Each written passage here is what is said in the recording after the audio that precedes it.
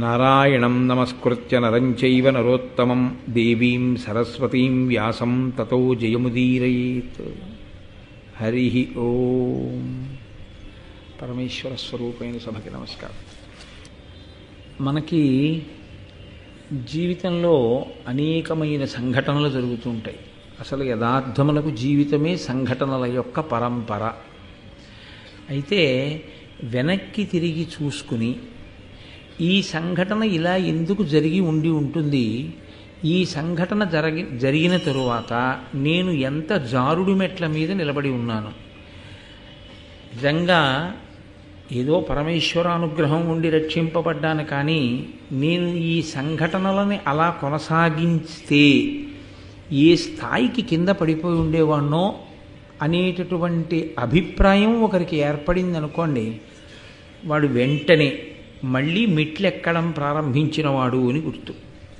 అటువంటి సింహావలోకనం ఏమీ లేదనుకోండి, వాడు జారుడు మెట్ల మీద నిలబడి కిందకి వెళ్ళిపోతున్నవాడు అని గుర్తు. ఒకవేళ అలా సింహావలోకనం చేసుకున్నా, అయ్యా ఇది ఇలా ఎందుకు జరిగి ఉంటుందండి అని అడగడానికి శాస్త్రం తెలుసున్నవాడు, విషయాన్ని శాస్త్రీయమైన కోణంలో విచారణ చేసి చెప్పగలిగినటువంటి వాడు అలా చెప్పడమే తప్ప చెప్పడం వెనక స్వార్థం లేనివాడైనటువంటి ఒక వ్యక్తి దొరకడం అంతకన్నా కష్టం. ఒకవేళ ఇలా రెండూ కలిసి వచ్చాయనుకోండి, అది వాళ్ళిద్దరితో పోయే విషయం కాదు. అది యుగాలతో సంబంధం లేకుండా జీవకోటిని తరింపచేసేటటువంటి ఒక గొప్ప సంఘటనగా చరిత్ర యందు మిగిలిపోతుంది. లేదనుకోండి, అవి ఎప్పుడూ ఒక సంఘటనల పరంపరగా వ్యష్టి స్థాయిలో, అంటే ఒక వ్యక్తి స్థాయిలో అలా ఉండిపోతాయి. నేను ఏ మాటలు ఇప్పుడు మీతో ప్రస్తావన చేశానో ఆ మాటల్ని నేను కథాపరంగా విశ్లేషించవలసి వస్తే, జనమేజయుడు సర్పయాగం చేశాడు. సర్పయాగం ప్రారంభం చేసినప్పుడు జనమేజయుని యొక్క అభిప్రాయం ఏమిటి? నీ చేస్తున్నది ఒప్పు, మా నాన్నని అంత కఠినంగా చంపినటువంటి ఆ తక్షకుణ్ణి సంహరించడం, తక్షకుని వంశంలో పుట్టినటువంటి సమస్తమైన ఆ పాముల్ని చంపడం ఎంత మాత్రమూ దోషభూయిష్టం కాదు, కాబట్టి నేను చంపేస్తాను అన్నాడు. ఆయన యాగం చేస్తాను అన్నప్పుడు తప్పయ్యా అలా యాగం చెయ్యకూడదు అన్నవాడు ఎవరైనా ఉన్నాడా జనమేజయుడితో? ఎవ్వరూ లేరు. లోకంలో తీరు ఎలా ఉంటుందంటే, మహారాజు మనసులో దీని ఎందు ప్రీతి ఉన్నది అన్న అభిప్రాయం ఉంటే సాధారణంగా దాన్ని అనుసరించే మాట్లాడతారు. మంత్రులు ఆ సర్పయాగం చెయ్యమని ప్రోత్సహించారు. వాస్తుశాస్త్రం చెప్పాడు ఒక్క ఆయన మాత్రం. ఒక పురాణజ్ఞుడు యాగశాల నిర్మాణంలో దోషం ఉంది, అందుకని ఈ యాగం ఆగిపోతుందని చెప్పాడు. అది కూడా ఒక బ్రాహ్మణుడి కారణంగా ఆగిపోతుంది అని చెప్పాడు. ఆయన పట్టించుకోలేదు జనమేజయుడు. మనము అంతే, వ్యక్తిగత సౌకర్యము, ఆ తర్వాత మనకుండేటటువంటి ఆవేశకావేశములనేటటువంటి పెనుగాలి యందు శాస్త్ర ప్రమాణములు కొట్టుకుపోయేటట్టుగా వదిలిపెట్టేస్తాం.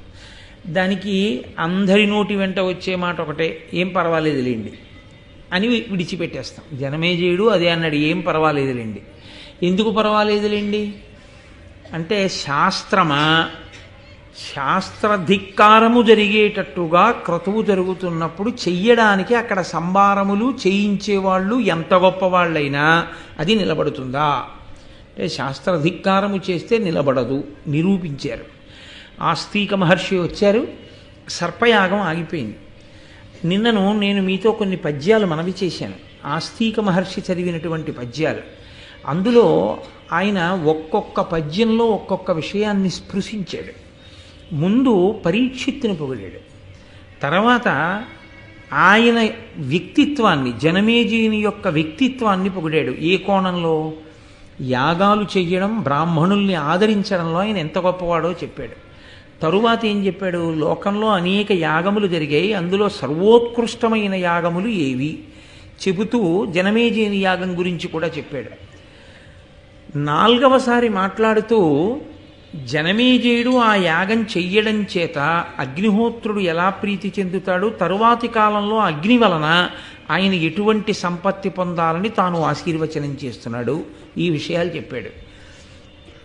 ఒక్క విషయంలో మాత్రం స్పష్టంగా నువ్వు చేస్తున్నటువంటి ఈ యాగము వలన లోకమునకు ఉపయోగం కలుగుతోంది అని ఎక్కడా చెప్పలేదు. అసలు యాగము యొక్క ప్రధానమైన లక్షణం ఏదైనా ఉంటే రెండుంటాయి అందులో. యజమాని ఉండి యజమాని ఒక ప్రయోజనము కొరకు చేస్తే ఇహము, ఇక్కడేదో ప్రయోజనం నెరవేరుతుంది. దశరథుడు చేస్తే రాముణ్ణి కన్నాడు. పరము, ఇక్కడ ప్రయోజనం కొరకు కాదు అని చేస్తే ఊర్ధ్వలోకాల్లో నివసించగలిగినటువంటి గొప్ప శక్తిని యాగము కృప చేస్తుంది. ఈ రెండూ కాదు, లోకశాంతి. అసలు భారత ప్రారంభంలో జనమేజయుడు అటువంటి యాగంతో ప్రారంభం భారతం. లోకోపకారము కొరకు అందరూ బాగుండాలని చేసేటటువంటి యాగము. ఇప్పుడు జనమేజయుడు చేసేటటువంటి యాగం ఈ మూడిటిలో ఎందులోకి వస్తుంది? ఈ మూడిటిలో ఎందులోకి రాదు. ఇహము లేదు, పరము లేదు, లోకోపకారము లేదు. మిగిలినది ఏమిటయ్యింది? కక్ష. కక్ష కొరకు యాగము చెయ్యొచ్చా? ఇన్ని చేసిన నీ అనుభవం ఏమైనట్టు? ఇన్ని చేశానంటున్నావు, ఇంతమంది బ్రాహ్మణుల్ని ఆదరించానంటున్నావు, ఇంతమంది బ్రాహ్మణుల దగ్గర విషయములను తెలుసుకున్నానంటున్నావు, ఇన్ని యజ్ఞాలు చేశావు, ఇంత పరిపాలన చేశావు. తుదకు నీ మనసు యొక్క వ్యగ్రతకి లొంగిపోయావు. లొంగిపోయి ఆ యాగం దేని కొరకు చేస్తున్నావంటే ఎప్పుడో మీ నాన్నని కరిచినటువంటి ఒక పాము యొక్క ఉద్ధతిని మనసులో స్మరణ చేసి మొత్తం పావుల్ని చంపడానికి యాగం చేస్తున్నావు. పోనీ అదైనా నీ అంత నీకుగా కలిగిన సంకల్పమా? కాదు. ఉదంకుడొచ్చి ప్రచోదనం చేశాడు అటువంటి యాగం చెయ్యమని. ఉదంకుడు ఎందుకు చెయ్యాలి? ఆయన కోపం ఆయనకుంది. తక్షకుడు ఎప్పుడో ఆయనకు అడ్డొచ్చాడు. ఆ గురుపత్ని పౌష్య మహారాజు గారి యొక్క భార్య కుండలములను తెస్తుంటే ఆయన అపహరించి తీసుకెళ్ళి ఇబ్బంది పెట్టాడు అని. కాబట్టి భూతదయ లేకుండా చేసేటటువంటి యాగం ఏ ఫలితాన్ని ఇస్తుంది? కాబట్టి ఆప్ చేసేయి అన్నాడు. చాలా గొప్ప విషయం ఏమిటంటే లోకంలో తనకి తట్టకపోయినా పెద్దలు చెప్పినప్పుడు వినగలగడం. ఇదొక్కటి లేకే రావణాసురుడు పాడైపోయాడు. ఇదొక్కటి లేకే దుర్యోధనుడు పాడైపోయాడు. ఇదొక్కటి ఉండడం చంద్రవంశంలో పాండవుల యొక్క ఆస్తి. వాళ్ళకి తట్టకపోవచ్చు, కానీ కృష్ణుడు చెప్తే వింటారు పాండవులు. అలా జనమేజయుడు కూడా విన్నాడు. విని ఉత్తర క్షణంలో యాగాన్ని ఆప్ చేసేయండి అన్నాడు. ఇప్పుడు యాగం ఆప్ చేసేసిన తర్వాత అది ఒక సంఘటనగా జనమేజయుడు విడిచిపెట్టి ఉంటే వైశంపాయనుడు భారతం చెప్పడం. నేను మీతో మనవి చేసింది అది. ఎవరు జీవితంలో జరిగినటువంటి సంఘటనని పరిశీలనం చేసుకొని దాని వలన ధార్మికమైనటువంటి ఆర్తి కలిగి ధర్మము పట్ల అనురక్తి కలిగి ఒక మహాపురుషుడి పాదములు పట్టుకొని దానికి ఉపశాంతిని కోరుతాడో అటువంటి వాడికి ఒక మహాపురుషుడు దొరికి జవాబు చెప్తే వాళ్ళిద్దరి మధ్య జరిగినటువంటి సంభాషణ లోకానికంతటికీ ఉపకారం చేస్తుంది. ఇక్కడ జనమేజయుడికి ఒక్కసారి విచారణా స్థితికి వెళ్ళాడు. అసలు నేను ఎందుకు చేశాను ఈ యాగం? నిజమే, ఆస్తికుడు చెప్పిన దాంట్లో ఏం దోషం ఉంది? కేవలం కక్షతో చేశాను. ఈ కక్షకి కారణం పోని తక్షకుడు నాకేమైనా అపకారం చేశాడా? లేదు. తక్షకుడు మా నాన్నగారికి చేశాడు. మా నాన్నగారిని తక్షకుడు పడగొట్టాడని కక్ష పెట్టుకుని ఇప్పుడు నేను యజ్ఞం చేసి కొన్ని వేల లక్షల సర్పములనే కాల్చేశాను. మనిషి మనసులోకి కక్ష అన్నది ప్రవేశిస్తే అంతకుముందు విన్నవి, అంతకుముందు చదువుకున్నవి, అంతకుముందు నేర్చుకున్నవి ఎంత విచిత్రంగా కొట్టుకుపోయారా? కొట్టుకుపోయి ఇంకో ఆలోచన లేకుండా యాగం చేసేసాను అని ఆయన ఊరుకోలేదు. ఆయన ఏమనుకున్నాడంటే నాకెవరూ చెప్పలేదు, అలా చెయ్యొద్దు అని చెప్పలేదు, ఆస్తికుడు చెప్పగానే ఆపేశాను. కానీ నాకన్నా ముందు పుట్టి ఈ రాజ్యాన్ని పరిపాలించి శరీరం విడిచిపెట్టినటువంటి పాండవులు కౌరవులు నాకు తండ్రులు. వాళ్ళకి చెప్పడానికి పరమధర్మమూర్తి అయిన వేదవ్యాసుడున్నాడు.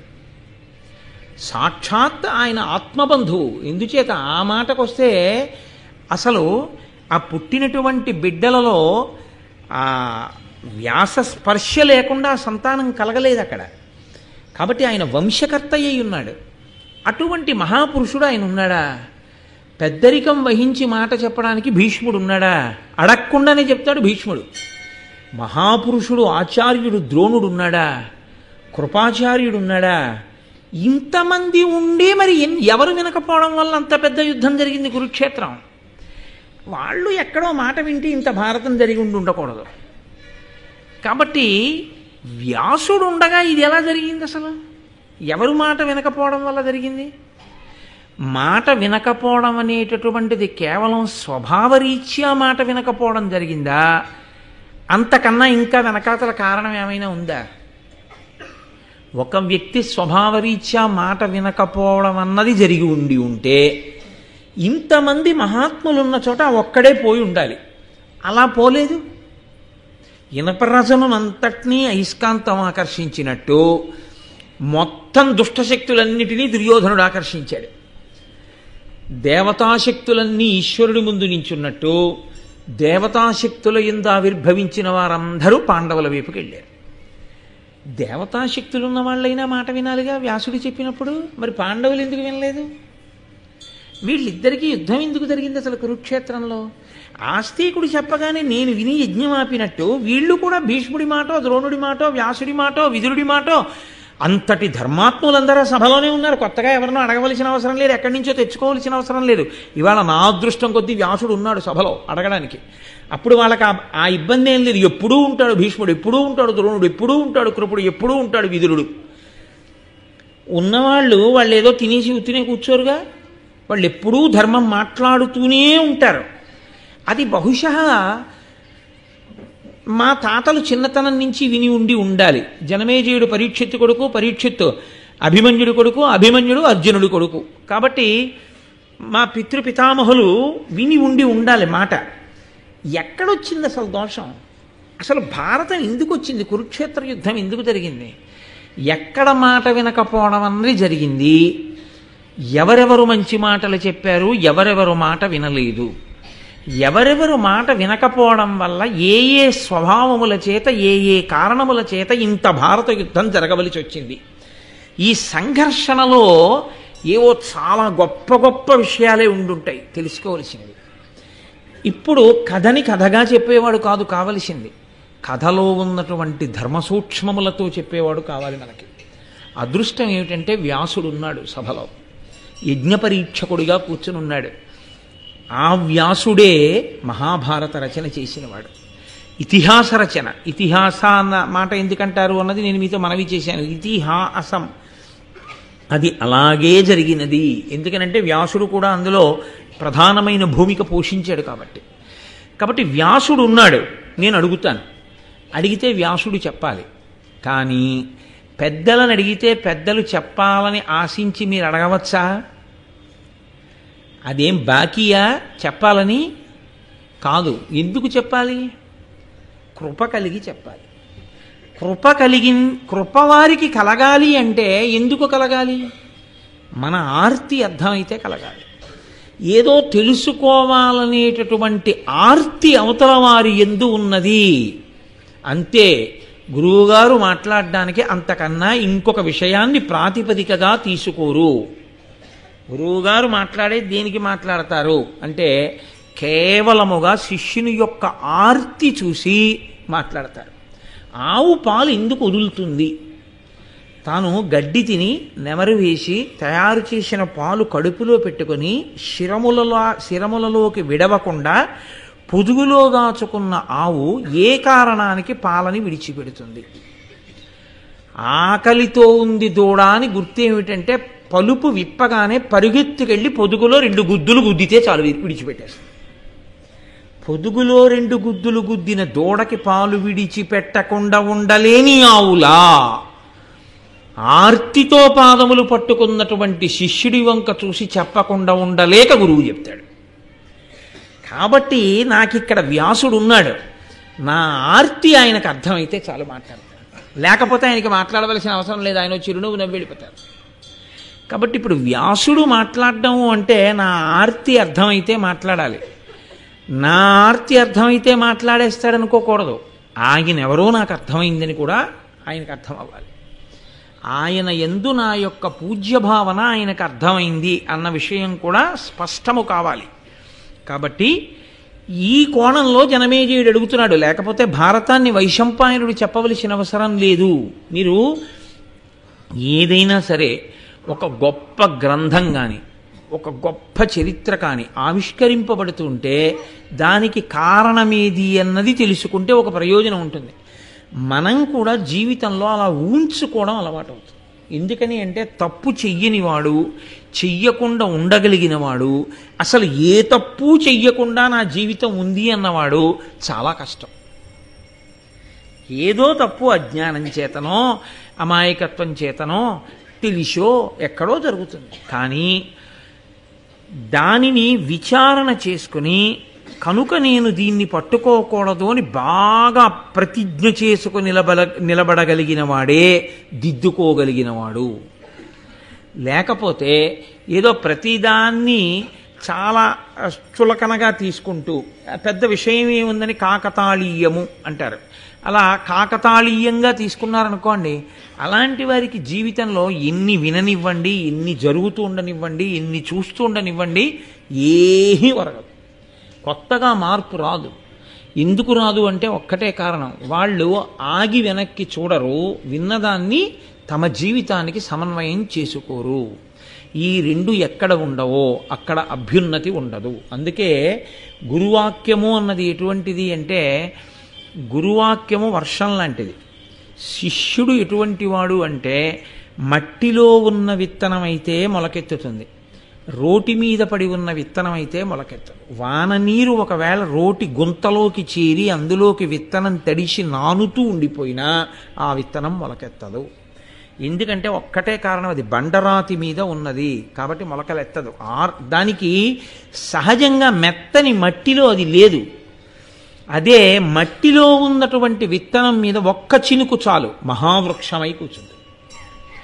అలా మహావృక్షము కావడానికి మట్టిలో ఉండడమే విత్తనం యొక్క ప్రధానమైనటువంటి యోగ్యత అయితే, విచారణ చేసుకుని తన జీవితంలోకి విన్న విషయాన్ని అన్వయం చేసుకుని నిలబడగలిగినటువంటి ప్రజ్ఞ ఉన్నవాడెవడో వాడు వేరొక ధర్మరాజు కాగలడు, తనని తాను దిద్దుకోగలడు. దాని కొరకు భారతాది ఇతిహాసములు వచ్చే అందుకు ఇచ్చారు మహానుభావుడు వ్యాసభగవానుడు. ఇది నేను చెప్పకపోతే ఎలా సమన్వయం చేసుకుంటారు వాళ్ళ జీవితాన్ని, ఎలా వాళ్ళని వాళ్ళు దిద్దుకుంటారు, అందుకు ఇచ్చారు. కాబట్టి ఈ సంఘటన జరగడం మీరు కేవలముగా యాదృచ్ఛికము అన్న భావనతో మీరు ఉండకూడదు, నేనుండకూడదు. అసలు మహాభారతమునందు ఈ సంఘటన జరగడమే, జనమేజయుడికి అటువంటి ఆలోచన రావడమే మనకందరికీ కూడా సంస్కార భిక్ష పెట్టింది భారతం. లేకపోతే భారతం ఎలా వస్తుందండి? రచింపబడిన భారతం అలా ఉండిపోయేది. ప్రవచనంగా మారింది ఎప్పుడు అంటే, ఇదిగో జనమేజయుడి ఈ ప్రశ్న వేశాక ప్రవచన రూపాన్ని భారతం పొందింది. అప్పటి వరకు భారతానికి ప్రవచనం లేదు, అది గ్రంథ రూపంలో ఉంది. అలాగే ఉంటే ఎవరికి వాళ్ళు చదువుకోవాలంతే. ప్రవచన రూపంలోకి ఎప్పుడు మారిందంటే, ఇదిగో జనమేజయుడు వేదవ్యాసుని యొక్క పాదములు పట్టుకుని ఈ ప్రశ్న అడగడం ప్రారంభం చేస్తే అప్పుడు ఆ మహాభారతం ప్రవచన రూపంలోకి మారింది.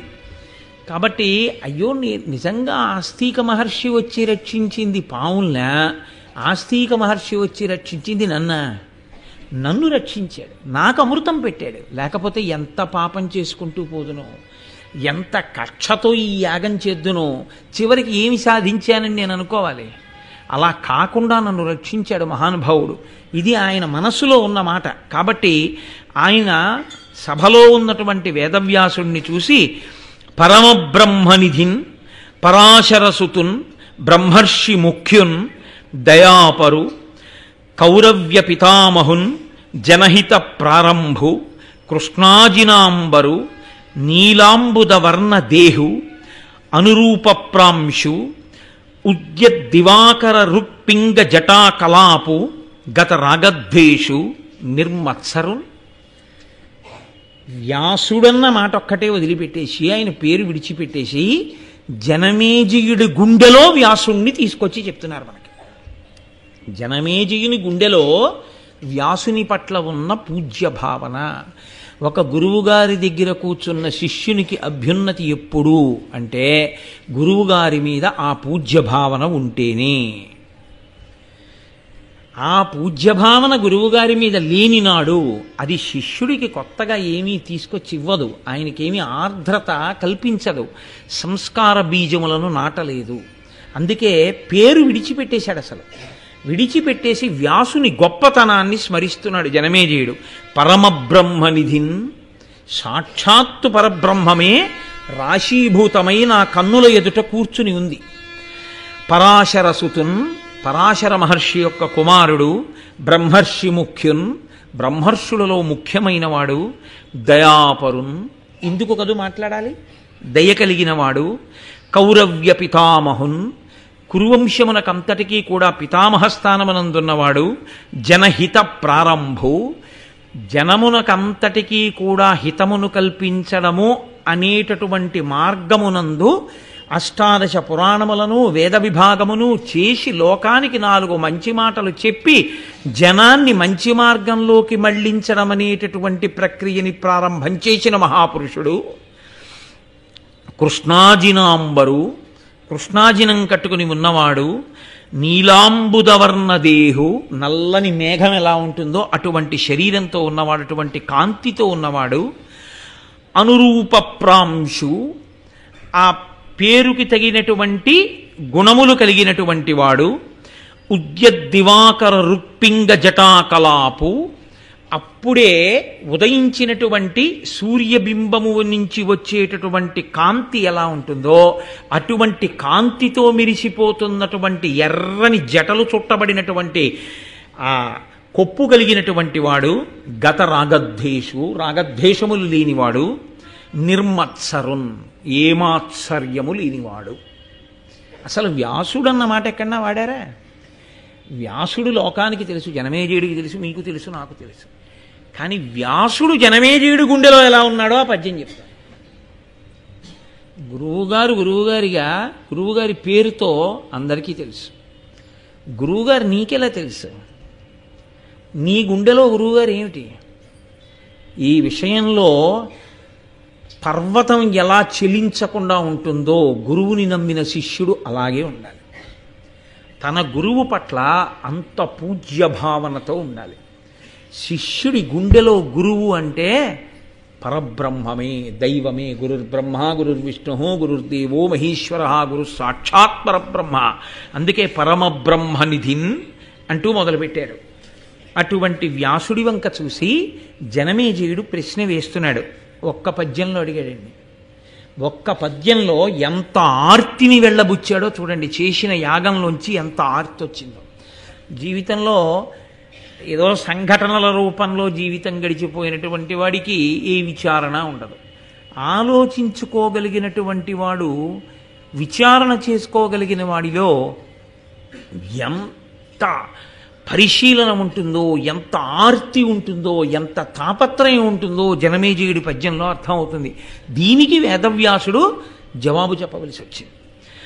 ప్రీతితో మీరును భీష్మాది కురువృద్ధ రాజుల నుండి భూరాజ్య విభవమెల్ల విభాగించి ఇచ్చిన తమ తమ వృత్తులనుండక వీగి పాండు ధృతరాష్ట్రనందనుల్ ధృతి చెడి వారేమి కారణంబున ప్రజాక్షయముగాగ భారత యుద్ధ ఉపార పరాక్రములు చేసిరి మీ పంపు సెయ్యరైరి ఎరిగి ఎరిగి వారి నేల వారింపరు ఇట్టి గోత్ర కలహమేల పుట్టే దీని కల తెరంగు తెలియంగా నా నతియిండు నాకు సన్మునీంద్రవంద్య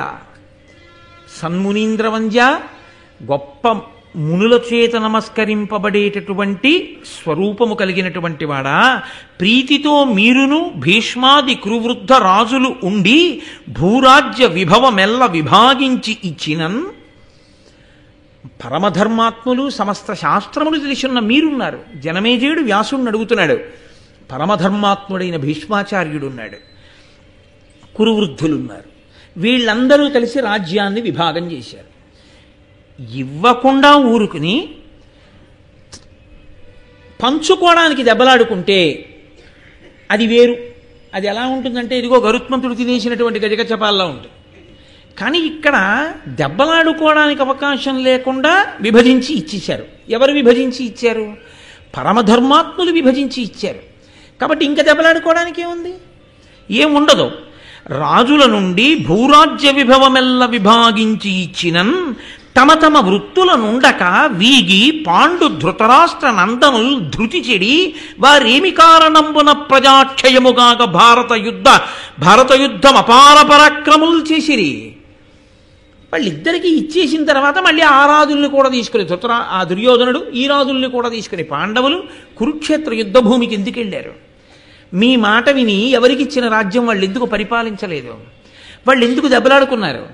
అంటే తాను మాట వినడం వల్ల ఎంత గట్టెక్కేశాడో లోపల గుర్తొస్తోంది. కాబట్టి అసలు ఎందుకు వాళ్ళు యుద్ధం చేస్తే ఎందుకంత ప్రజాక్షయం అయిపోయింది? ఎందుకంతమంది చచ్చిపోయారు? భారత యుద్ధం అపార పరాక్రములు చేసిరి మీ పంపు చెయ్యరేరి. మీరు చెప్పిన మాట వాళ్ళు ఎందుకు వినలేదు? ఎరిగి ఎరిగి వారి నేల వారింపరు ఇట్టి గోత్ర కలహమేల పుట్టే. బంధువుల్లో ఇంత కలహం ఎందుకు వచ్చింది? వాళ్ళని ఎవరూ ఆపలేకపోయారా? దీని కల తెరంగు తెలియంగా ఆనతియుండు నాకు సన్మునీంద్ర వంద్య. ఇవన్నీ నాకు తెలుసుకోవాలనుంది. కాబట్టి నాకు అసలు ఈ గొడవలు ఎందుకు వచ్చాయి, ఎందుకు మాట వినలేదు మీ వంటి పెద్దలు ఉండగా? ఎంత అంటే పెద్దల మాట విని ఉండి ఉంటే అన్నదొకటి జనమేజయుడిలోకి వచ్చిందా లేదా? జరిగిన సంఘటనల వల్ల చాలండి, గట్టెక్కిపోయాడంతే జనమేజయుడి జీవితంలో. తెలియక తప్పు చేయడం తప్పు కాదు, తెలిసున్నవారు చెప్పినప్పుడు దిద్దుకోవడం గొప్ప. అది వచ్చేసింది జనమేజయుడికి. ఇది మా పూర్వీకులు ఎందుకు చేయలేదని వేస్తున్నాడు ప్రశ్న. ఇప్పుడు ఈ ప్రశ్న అడిగితే మహానుభావుడు వ్యాసుడు నోరు విప్పి ఒక్క మాట మాట్లాడలేదు. ఆయన వైశంపాయనుడి వంక చూసి అన్నాడు, నువ్వు చెప్పు అన్నాడు. ఏం అలా ఎందుకు అనాలి అంటే, ఆయన మహాభారత రచన చేసి కూర్చోబెట్టుకుని మొట్టమొదట తన శిష్యులకి చెప్పాడు. సుమంతుడు, పైలుడు, వైశంపాయనుడు, జైమిని వీళ్ళని కూర్చోబెట్టుకుని చెప్పాడు. శిష్యులు గురువు దగ్గర వినడము అంటే ఎలా వినాలి? పరమ జాగ్రత్తతో వినవలసి ఉంటుంది. ఎక్కడ ఏమాత్రం జారిపోతే వెళ్ళిపోతుందో అని అంత జాగ్రత్తగా విని ఉంటే తడువుకోవలసిన పని లేదు. నువ్వు వెంటనే చెప్పగలిగి ఉండాలి భారతాన్ని. కాబట్టి గురువు మాట్లాడినా గురువు గారి పనుపున శిష్యుడు మాట్లాడుతున్నా ఇంకంతకన్నా అదృష్టం ఏముంది? గురువుగారు పక్కన కూర్చుని శిష్యుడిని మాట్లాడు అన్నారనుకోండి, శిష్యుడు మాట్లాడుతుంటే గురువు ఎంత పొంగిపోతారు. ఓ, నేను చెప్పింది వీడు బాగా విన్నాడు, అందుకే ఇలా చెప్పగలుగుతున్నాడు. కాబట్టి నువ్వు చెప్పు, భారతం చెప్పు జనమేజయుడికి. ఇప్పుడు మీరు ఒక్క విషయం ఆలోచించాలి. ఇక్కడి నుంచి భారతంలో శ్రోత వక్త మారుతున్నారు. ఇప్పటి వరకు ప్రవచనం చేసింది సౌతి, ఇప్పటి వరకు విన్నవాళ్ళు నైమిషారణ్యంలో శౌనకాది మహర్షులు. ఇంకా ఇక్కడి నుంచి ప్రవచనం చేస్తున్నవాడు వైశంపాయనుడు, వింటున్నవాడు జనమేజయుడు, కూర్చున్నవాడు వేదవ్యాసుడు. అంటే మొదట ఎవరు చెప్పారని సౌతి చెప్తున్నట్టు ఈ సంఘటన సౌతి చెప్తున్నాడు. కాబట్టి మొట్టమొదట మహాభారతాన్ని వ్యాస సమక్షంలోనే ప్రవచనం చేసినటువంటి ఘనత వైశంపాయనునకు దక్కింది. వైశంపాయనుడు భారతాన్ని ఏ కారణం వల్ల వ్యాసుడి యొక్క పాదాల దగ్గరే నిలబడి తడువుకోకుండా అంత గొప్పగా భారతాన్ని చెప్పగలిగాడు? ఒకే ఒక్క కారణానికి చెప్పగలిగాడు. ఏ కారణానికో తెలుసా అండి? తన గురించి ఒక్క పద్యం కూడా చెప్పకపోవడం వల్ల. ఇది భారతంలో పరమరహస్యం. ఇంత భారతాన్ని ప్రవచనం చేసినటువంటి వైశంపాయనుడు తన గురించి కానీ తన తల్లిదండ్రుల గురించి కానీ ఇంత భారతము చెప్పినటువంటి వాడు ఈ వైశంపాయనుడు అని ఎక్కడ చెప్పలేదు. ఆయన భారతం చెప్పే ముందు చేసిన పని ఏమిటంటే, గురువుగారు భారతం చెప్పు అనగానే వేదవ్యాసుడి పాదముల దగ్గర సాష్టాంగ నమస్కారం చేశాడు. చేసి, గురువర్యా మీరు ఆనతి ఇచ్చారు అంటే కార్యం జరిగిపోయినట్టే, ప్రవచనం చేస్తాను, మీరు శాసించినట్లే భారతం చెప్తాను. వ్యాసుడి గురించి చెప్పాడు తప్ప అసలు తన గొప్పతనం ఎక్కడా ఆయన మాట్లాడలేదు. వ్యాసుడికి నమస్కారం చేసి వ్యాసుడి గొప్పతనాన్ని, భారతం యొక్క గొప్పతనాన్ని చెప్పాడు. సంక్షేపంగా ఒక్కసారి మహాభారతాన్నంతటినీ చెప్పేశాడు. చెప్పేసి ఆర్తి కలిగిన శిష్యుడైతే ప్రశ్న వేస్తే వివరణ చెయ్యాలి. వేదవ్యాసుని యొక్క గొప్పతనాన్ని చెప్పాడు. మహానుభావుడయ్యా ఈ వ్యాసుడు, ఈయనే అష్టాదశ పురాణములను ఇచ్చాడు, ఈయనే పంచమవేదమైనటువంటి భారతాన్ని ఇచ్చాడు, ఈయనే వేద విభాగం చేశాడు. అటువంటి వ్యాస మహర్షి పనుపున నేను ఇదిగో ఈ భారతాన్ని ప్రవచనం చేస్తున్నాను. అదొక్కటే మాట. తన గురించి ఒక పద్యాన్ని వైశంపాయనుడు చెప్పలేదు. అంటే అసలు మహాభారత ప్రవచనాన్ని వినేటటువంటి శ్రోత ఒక విషయాన్ని బాగా దృష్టిలో పెట్టుకుని ఉండాలి. వైశంపాయనునికి అంత కీర్తి శాశ్వతత్వము దేనివల్ల కలిగాయి? సొంతంగా ఏది చెప్పాలా, వ్యాసుడు చెప్పిందే చెప్పాడు. కానీ వ్యాసుడు చెప్పింది చెప్పడం వల్ల నేను ధన్యుండనుకుని చెప్పుకుని శాశ్వతుడైపోయాడు తప్ప నేను ఫలానా అని చెప్పుకుని చెప్పలేదు.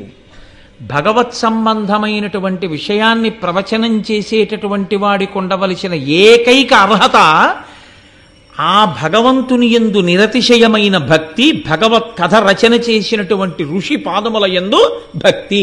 తన గురించి తెలియవలసిన అవసరం లేదు. భారతం మీద ప్రసంగాలు కోటేశ్వరరావు గారు చేస్తున్నారు అంటే కోటేశ్వరరావు గారి బయోడేటా ఏమిటి అన్న విషయాన్ని నేను చెప్పక్కర్లేదు, మీరు వినక్కర్లేదు, అనవసరం. నేను వ్యాస హృదయాన్ని ఏమైనా చెప్పగలనా? వైశంపాయన హృదయాన్ని చెప్పగలనా? నేను నన్నయ్య గారి హృదయాన్ని ఏమైనా నేను చెప్పగలనా? అలా చెప్పగలిగితే, నేను పరమభక్తితో వాళ్ళకి నమస్కారం చేసి కూర్చోగలిగితే అదే నాకు భారతం చెప్పడానికి అర్హత. కాదు తన గొప్పతనాన్ని కోరుకోకుండా గురువుగారి యొక్క వైభవాన్ని మాత్రమే స్మరిస్తూ గురువుగారి కింకరుడిగా ఇది చెయ్యగలిగిన అదృష్టం నాకు పట్టిందని చేసిన శిష్యుడెవరో వాడు శాశ్వతత్వాన్ని పొందుతాడు, వాడు తరిస్తాడు. తప్ప ఇది నేను చేస్తున్నాననేటటువంటి అహంకార స్పర్శ తగిలితే గురువు ఎంత గొప్పవాడైనా, గురువు పక్కన నువ్వు చేరినా నీవు ఆ అభ్యున్నతిని పూర్ణంగా పొందలేవు. ఇది వైశంపాయనుడు మనకి నిరూపించి చూపించాడు మహాభారతంలో. వైశంపాయనుడే అంత వినయంగా మాట్లాడితే, అంత భారతం చెప్పగలిగిన వాడు ఏ సభలో ఎక్కడ మీరు మీ బయోడేటా చెప్పుకుని మీ క్వాలిఫికేషన్లు, మీ గొప్పతనాలు, మీ బిరుదులు, మీ అక్కర్లేనితనాలు చెప్పుకుని అందుకు నేను భారతం చెప్తున్నానని మీరు చెప్పగలరా? మాకు చెప్పండి. ఇవి ఏం చెప్పి వైశంపాయనుడు చెప్పాడు? అది చెప్పడానికి నువ్వు చదువుకున్న చదువా కారణం? ఒక్కనాటికి కాదు. ఏదైనా అనుగ్రహం అంటూ ఉంటే అది కేవలం పరదేవతానుగ్రహం, కృష్ణానుగ్రహం, వ్యాసానుగ్రహం, కవిత్రయం యొక్క అనుగ్రహం. ఆ భావన లోపల పెట్టుకుని చెప్పిన నాడు, ఆ భావనతో విన్ననాడు గురువు యొక్క అనుగ్రహం పరిపూర్ణంగా కలుగుతుంది. వ్యాస భగవానుని యొక్క అనుగ్రహం మనకి పరిపూర్ణంగా కలుగుతుంది. సర్వం శ్రీ ఉమామహేశ్వర పరబ్రహ్మార్పణమస్తు. స్వస్తి.